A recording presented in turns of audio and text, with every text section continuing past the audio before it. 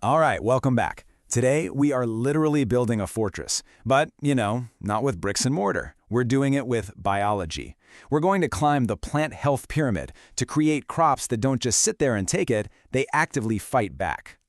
So just think about this for a second. What if you could build a plant that's actually immune to attack? I'm not talking about just putting up with a few pests. I mean a plant that is fundamentally indigestible to its enemies. That's the whole idea today. We're moving way beyond just feeding our plants, we're helping them construct their own personal defense systems.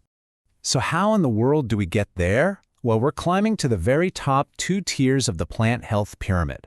This is where things get really interesting, because we're moving past basic nutrition and getting into the real architecture of how a plant defends itself.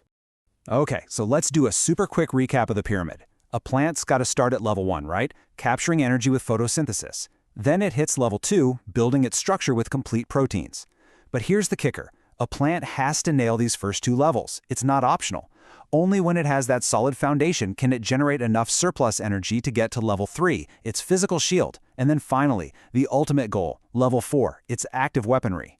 First stop on our climb is level 3, the Lipid Shield. You can think of this as the stage where the plant literally constructs the walls of its fortress. So what is this lipid shield exactly? Well, it's this physical, waxy layer, a cuticle, that forms all over the leaf surface. Think of it like a shiny, waterproof, almost bulletproof vest for the plant.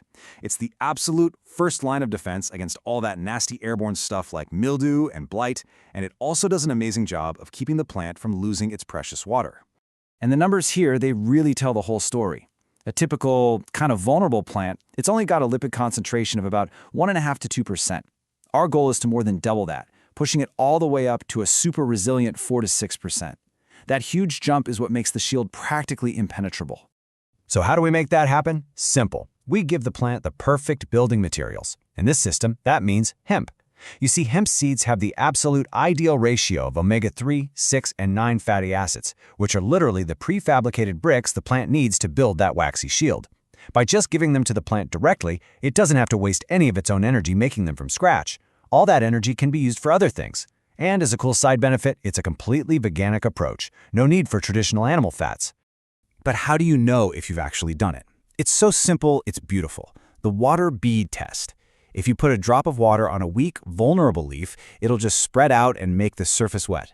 But on a protected leaf, one with a fully functioning lipid shield, that water beads up into these perfect little spheres, like drops of mercury on a freshly waxed car. That's how you know the fortress wall is complete.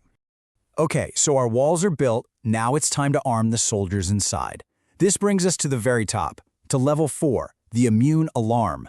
This is where we flip the switch on the plant's own internal army. Now, this is a crucial shift in thinking. We're not going to fight the battle for the plant with a bunch of fungicides and pesticides. No. Instead, we're going to trick the plant into thinking a battle is about to happen.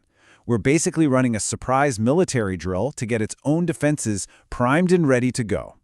And this drill triggers a process called systemic acquired resistance, or SAR for short. The easiest way to think about it is as the plant's internal code red alarm. It's a chemical signal that just floods the entire plant, from the deepest root to the newest leaf, and it activates defense systems everywhere, all at once. The whole organism goes into a state of high alert. Okay, so how do we pull this alarm? We use a false flag signal. We use an enzyme trigger called chitinase. Now, this stuff is derived from things that scream attack to a plant. The chitin from fermented insect poop, or crustacean shells, or even mushroom stems. The plant's surveillance system detects this signature, and it basically freaks out, assuming it's being invaded right now. And that kicks off this incredible 3-step cascade. First is detection. The plant's receptors literally taste that chitin. Second is signal. This taste test triggers a massive flood of hormones like salicylic acid. And third is the response. The plant immediately shifts all its energy into manufacturing a potent, powerful defensive arsenal. So what's the end result of all this? What happens when you build this fortress? Well, a plant at the top of this pyramid isn't just a plant anymore. It's a fortress of immunity. And this is really the main takeaway. A plant that has made it to level 4 isn't just passively hiding behind its lipid shield. No, it is actively armed. It has become its own factory, producing its own sophisticated weapons and medicines whenever it needs them. So what does this arsenal actually look like? The plant starts pumping out what we call secondary metabolites. We're talking about things like terpenes and essential oils, which either repel pests or, get this, attract the predators that eat the pests. It produces phenols and tannins, which make its leaves taste bitter and completely indigestible. And it creates phytoalexins. These are super potent antimicrobial compounds that directly fight off diseases. And the outcome of all this it's just staggering. The source material shows that a plant operating at this level of health can achieve total immunity to entire families of pests, like beetles, and can even get the ability to suppress viruses from within. It truly becomes its own complete defense system.